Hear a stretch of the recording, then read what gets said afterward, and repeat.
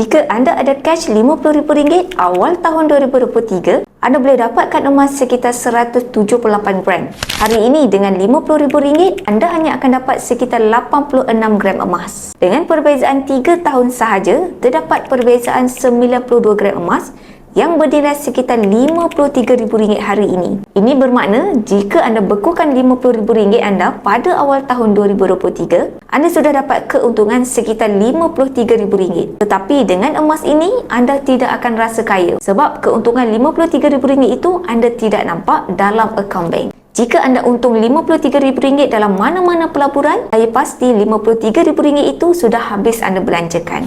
Sebab itu, simpanan emas membuatkan penyimpannya kaya dalam senyap. Kerana simpanan RM50,000 yang disimpan dari awal tidak bocor dan keuntungan simpanan juga tidak bocor. Saya pasti sesiapa yang mula menyimpan sekarang akan tersenyum tahun depan kerana kisah ini pasti saya akan ceritakan semula. Cuma dalam nombor yang berbeza. Jadi, jangan bertangguh dan mulakan langkah pertama untuk menyimpan emas. Boleh klik link di bio saya untuk daftar secara percuma atau hubungi saya, insya-Allah saya akan bantu guide sebaiknya.